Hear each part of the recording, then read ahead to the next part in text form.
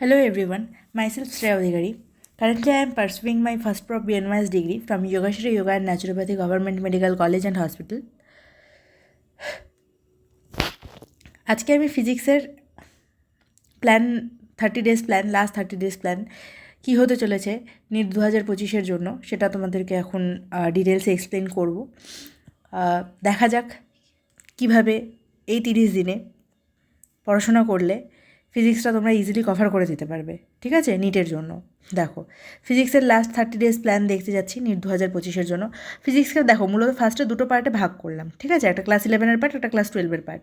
এবার অনেক জিনিস আছে যেটা কোরিলেটেবল, ঠিক আছে, ক্লাস 11-এর সাথে ক্লাস 12-এর পার্ট যেটা অনেকটা কোরিলেটেবল। যেমন ইলেকট্রোস্ট্যাটিক্সে অনেক কিছু আছে যে জিনিসটা তোমরা 11-এর ক্লাস 11-এ গ্র্যাভিটেশনেই সেই জিনিসগুলো জেনেছো, ঠিক আছে, electrostatic force, gravitational force, similar formula, তো অনেকটা সিমিলার জিনিস আছে, ঠিক আছে। ইউনিট ডাইমেনশন যে চ্যাপ্টারটা আছে, ইউনিট ডাইমেনশন তো গোটা ফিজিক্স বলতে গেলে, ঠিক আছে। ইউনিট ডাইমেনশনে প্রত্যেকটা চ্যাপ্টার, এখানে যতগুলো চ্যাপ্টার আছে টোটাল ক্লাস 12-এর আর 11-এর মিলে যতগুলো চ্যাপ্টার আছে, প্রত্যেকটা চ্যাপ্টারের প্রত্যেকটা ফর্মুলা ইউনিট ডাইমেনশন দিয়ে আমরা করতে পারবো, ঠিক আছে। ইউনিট ডাইমেনশনটা করে নেওয়া মানে তোমার কিন্তু ওভারঅল টোটাল ফিজিক্সটা হাতের মুঠোয় চলে আসা, ঠিক আছে। ইউনিট ডাইমেনশনটাকে খুব ভালোভাবে রেডি করতে হবে, ঠিক আছে। ইউনিট ডাইমেনশন এবার দেখা যাক ক্লাস 11-এর পার্ট আর ক্লাস 12-এর পার্ট, ঠিক আছে, এই দুটো পার্টকে আমরা কীভাবে পড়ছি চলো দেখি। দেখো, ইউনিট ডাইমেনশন একদিন সময় লাগার কথা, ঠিক আছে, খুবই ইজি। সমস্ত ফর্মুলা সমস্ত কিছু আমাদেরকে জাস্ট খালি পুট করে দেখতে হয় যে এটা এই ডাইমেনশন কিনা, প্রত্যেকটা জিনিসের আমাদের ডাইমেনশন বের করতে হয়, ঠিক আছে।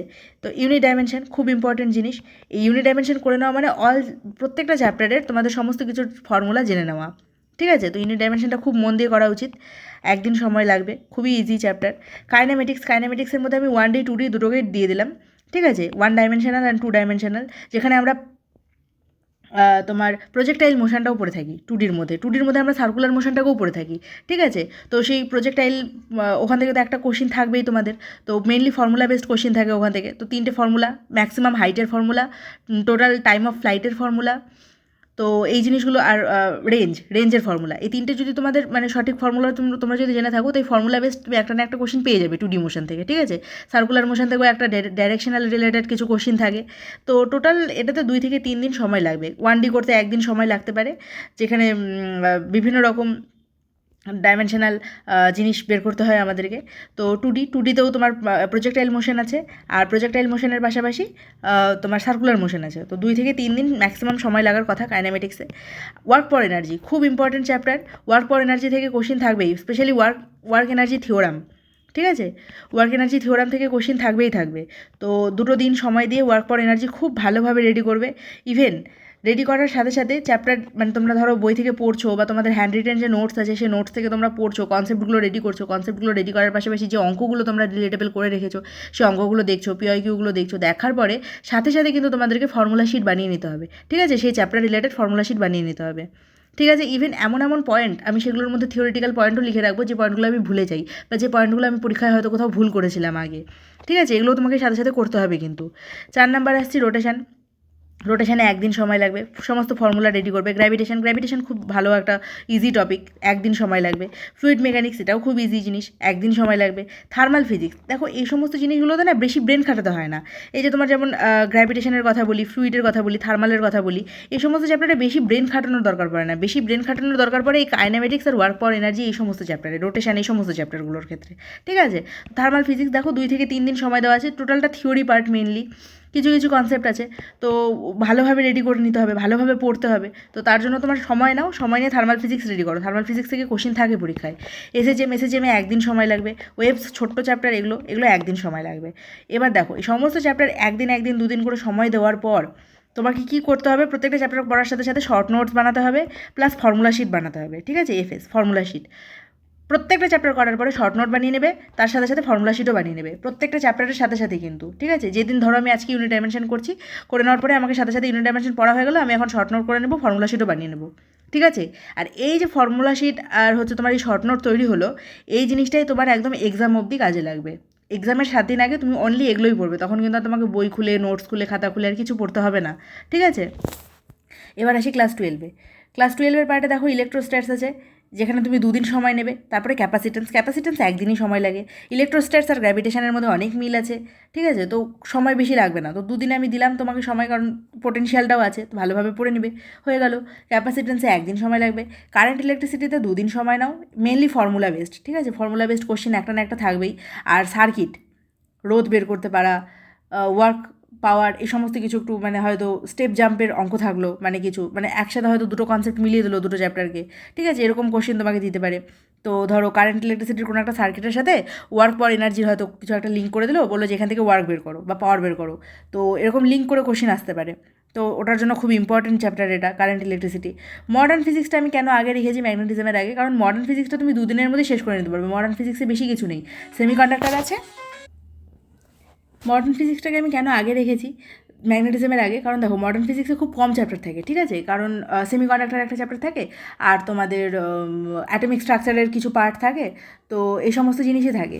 তো মডার্ন ফিজিক্স মানে খুবই ছোটো ছোটো ছোটো ছোটো সমস্ত চ্যাপ্টার, তো মডার্ন ফিজিক্সটা ইজিলি হয়ে যাবে, ঠিক আছে? ওই জন্য 2 দিন সময় দিয়েছি। দেখো 2 দিনের মধ্যে মডার্ন ফিজিক্সটা হয়ে যাবে, আর খুব ওয়েটেজ আছে এই যে মডার্ন ফিজিক্স থেকে প্রচুর কোশ্চেন থাকে, ঠিক আছে, নিটের মধ্যে। তো খুব কমও টাইম লাগবে পড়তে, খুব ইজি হয়, ইভেন তাড়াতাড়িও হয়ে যায়। আর ম্যাগনেটিজম এটা হচ্ছে 5টা চ্যাপ্টারের কম্বিনেশন, ঠিক আছে? ম্যাগনেটিজম ফুল ইউনিট, 5টা চ্যাপ্টারের কম্বিনেশন, সমস্ত কিছু আছে এখানে। তো 4 থেকে 5 দিন এখানে তোমার সময় লাগবে। আর প্রচণ্ড কনসেপচুয়াল চ্যাপ্টার এটা, খুবই কনসেপচুয়াল। যদি কনসেপ্ট ক্লিয়ার না থাকে এখান থেকে একটা অঙ্কও করতে পারবে না। তো ওই জন্য এটা আমি লাস্টে রেখেছি, ঠিক আছে? কারণ এটা টোটালটাই কনসেপচুয়াল।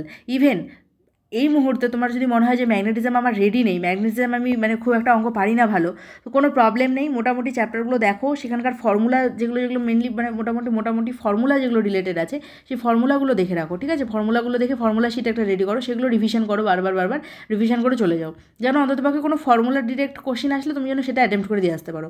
আদারওয়াইজ যদি খুব একান্তই সমস্যা হয়, এই চ্যাপ্টারটা মানে এই ইউনিটটা যদি কারোর অসুবিধা থেকে থাকে, তো মানে লাস্টের দিকে করলেও হবে। বাকিগুলো যদি সঠিকভাবে করা থাকে, তো মোটামুটি মেজর মার্কস তোমার সেগুলোর মাধ্যমেই উঠে চলে আসবে, ঠিক আছে? তো ম্যাগনেটিজম ফুল ইউনিট 4 থেকে 5 দিন আমি সময় দিয়েছি, 5টা চ্যাপ্টার। যদি কারোর খুব ভালোভাবে কনসেপ্ট রেডি থাকে, তো 4 থেকে 5 দিন ম্যাক্সিমাম লাগবে তাদের, তার বেশি লাগবে না। তো এই সমস্ত চ্যাপ্টারগুলো করে নেওয়ার পরে তোমার একই কাজ, তোমাকে কী বানাতে হবে? শর্ট নোট বানাতে হবে আর ফর্মুলা শিট বানাতে হবে, ঠিক আছে? তো ওভারঅল আমি দেখতে পাচ্ছি প্রতিটাতেই যে 1 দিন 2 দিন এভাবে সময় দিয়ে দিয়ে টোটাল 26 দিন লাগছে। 26 দিনের মধ্যে তোমার টোটাল ফিজিক্স কমপ্লিট হয়ে যাবে, ঠিক আছে? তোমার হাতে 30 দিন আছে এখনও, অন অ্যান অ্যাভারেজ, ঠিক আছে? 30 দিনের মধ্যে তোমার 26 দিন লাগছে ফিজিক্সটা এভাবে কমপ্লিট করতে। ম্যান্ডেটরি 3 থেকে 4 দিন পর পর তোমাকে মক টেস্ট দিতে হবে, ঠিক আছে? আর মক টেস্টের অ্যানালিসিসও করতে হবে। এবার দেখো আমি এখানে লিখেছি তোমার জন্য যে what you have to do for your physics, ঠিক আছে? তোমাকে ফিজিক্স করতে গেলে কিছু স্টেপ বাই স্টেপ কিছু কাজ করতে হবে, ঠিক আছে? টোটাল 6টা স্টেপ আছে, 6 স্টেপ, ঠিক আছে? 6টা স্টেপে তোমাকে কিছু কাজ করতে হবে। এই 6টা স্টেপ কী কী দেখো, পরপর তোমাকে সেই সমস্ত জিনিসগুলো ফলো করতে হবে, ঠিক আছে? 6টা স্টেপ দেখো কী লেখা আছে। Read all the concepts from your handmade notes, ঠিক আছে? তুমি নিজের হাতে যে নোটসগুলো তৈরি করেছো, এই যে 7-8 মাস তুমি যে ক্লাস করেছো, পড়াশোনা করেছো, ঠিক আছে? ফিজিক্স রেডি করেছো, তার কনসেপ্ট বুঝেছো, তো যেখানে তুমি হ্যান্ডমেড তোমার নোট, যেটা মেন নোটস, ঠিক আছে? সেই নোটসে তোমার যতগুলো কনসেপ্ট তুমি লিখে রেখেছো, প্রত্যেকটা কনসেপ্ট তোমাকে গো থ্রু করতে হবে, প্রত্যেকটা কনসেপ্ট তোমাকে পড়তে হবে। ইভেন সেই কনসেপ্ট রিলেটেড যে ম্যাথগুলো আছে, যেগুলো খাতায় নোটসের মধ্যে আছে, সেগুলোও তোমাকে গো থ্রু করতে হবে। হলো, সেই জিনিসটা করার পরে তোমাকে কী করতে হবে? অ্যাক্টিভ রিকল করতে হবে। অ্যাক্টিভ রিকল জিনিসটা কী জিনিস? অ্যাক্টিভ রিকল মানে আমি বই খাতা বন্ধ করে দিলাম, সমস্ত কিছু বন্ধ করে নিলাম, একটা সাদা পেজ নিলাম, পেজ নিয়ে আমার যা মনে পড়ছে কোনো একটা পার্টিকুলার চ্যাপ্টার, ধরো আমি আজকে ইউনিট ডাইমেনশন পড়লাম, এবার আমি কালকে সকালবেলা ইউনিট ডাইমেনশনের অ্যাক্টিভ রিকল করব। এবার অ্যাক্টিভ রিকল প্রসেসটা কি? সকালবেলা কিচ্ছু না, একটা সাদা একটা পেজ নেব, পেজ নিয়ে আমি ইউনিট ডাইমেনশন থেকে যা যা পড়েছি আগের দিন সব আমি লিখতে শুরু করব, সব ফর্মুলা লিখতে শুরু করব, সব কিছু লিখতে শুরু করব যা যা আমি পড়েছি, ঠিক আছে? এটাকে বলে অ্যাক্টিভ রিকল। তো ওই সমস্ত কনসেপ্ট যেগুলো তুমি আগের দিন পড়েছো, সেই জিনিসটাকে তোমাকে সাদা পেজে লিখতে হবে, একটা সাদা পেজ নিয়ে সেখানে সমস্ত ফর্মুলা তোমাকে লিখতে হবে, এটাই হচ্ছে অ্যাক্টিভ রিকল, ঠিক আছে? তারপরে দেখো right all those formula in the white page, এই যে যেটা বললাম এটাকেই বলছে অ্যাক্টিভ রিকল, ঠিক আছে? তারপরে তোমাকে কী করতে হবে? দেখো গিভ ফুল মক 3 থেকে 4 দিন পর পর, এবং তার অ্যানালিসিস করতে হবে। 3 থেকে 4 দিন পর পর তোমাকে ফুল মক দিতে হবে এবং তার অ্যানালিসিস করতে হবে, মোস্ট ইম্পর্টেন্ট। এটা না করলে ভালো নাম্বার আসবে না কখনো নিটে, ঠিক আছে? তো আর হ্যাঁ, আরেকটা ম্যান্ডেটরি জিনিস, মক টেস্টে যে নাম্বারই আসুক না কেন তুমি মক টেস্ট দেওয়া ছাড়বে না। 3 থেকে 4 দিন পর পর তোমাকে মক টেস্ট দিতেই হবে। আর আছে তো মাত্র 30 দিন, তো কয়টাই বা মক টেস্ট হবে 3 থেকে 4 দিন পর পর, তাই না? তো যতটুকু হবে ততটুকু তুমি দিবে আর ফুল মক টেস্ট দেবে। এবার মেক আ মিস্টেক ডায়েরি, তোমাকে একটা মিস্টেক ডায়েরি বানাতে হবে। এই যে পরীক্ষার মধ্যে তুমি যা যা কোশ্চিন ভুল করবে তার জন্য একটা তোমার মিস্টেক ডায়েরি থাকবে, যেখানে তুমি ফর্মুলাগুলো সব কিছু লিখবে, পরপর লিখবে, ঠিক আছে? রিভাইজ, এই যে টোটাল যে জিনিসগুলো, ফর্মুলা শিট তৈরি হলো, শর্ট নোট তৈরি হলো, তারপরে তোমার মিস্টেক ডায়েরি তৈরি হলো, সমস্ত কিছু revise up to exam 4th মে অবধি, ঠিক আছে? তোমাকে লাস্টে আর কোনো খাতা পড়তে হবে না, কোনো নোটস পড়তে হবে না, কোনো বই পড়তে হবে না, কিচ্ছু পড়তে হবে না। তখন এই যে তুমি ফর্মুলা শিট, মিস্টেক ডায়েরি এগুলো যে তৈরি করলে, এগুলোতে যা যা ফর্মুলা লেখা আছে, যা যা কনসেপ্ট লেখা আছে, এই জিনিসগুলো তোমাকে রিভাইজ করতে হবে আপ টু ইয়োর এক্সাম। এই যে 26 দিনের মধ্যে তোমার ফিজিক্স শেষ হয়ে যাচ্ছে, তারপরে যে হাতে 6 থেকে 7 দিন হাতে টাইম থাকছে 4th মে অবধি, সেই টাইমে তোমাকে এটা টোটালটা রিভাইজ করতে হবে। অনলি দেখো এই 6 স্টেপস তোমাকে একদম ফলো করতেই হবে। যদি তুমি ফলো করতে পারো, you will get your dream college, ঠিক আছে? তো যেভাবে প্রসেসটা বললাম, ফিজিক্স পড়ার প্রসেস বললাম, এই প্রসেসে তুমি যদি ফিজিক্স পড়ো, তোমার 26 দিনের মধ্যে তোমার ফিজিক্স কমপ্লিট হয়ে যাবে। ইভেন হাতে যে বাকি 6 থেকে 7 দিন থাকবে তোমার নিট এক্সামের আগে, সেই 6 থেকে 7 দিনের মধ্যে তোমাকে এই যে শর্ট নোটস, ফর্মুলা শিট, এই যে জিনিসগুলো, তারপরে মিস্টেক ডায়েরি, এগুলো সমস্ত কিছু তোমাকে রিভাইজ করতে হবে। এগুলো রিভাইজ করলেই তুমি মেডিকেল কলেজে পৌঁছে যাবে, ঠিক আছে? Thank you.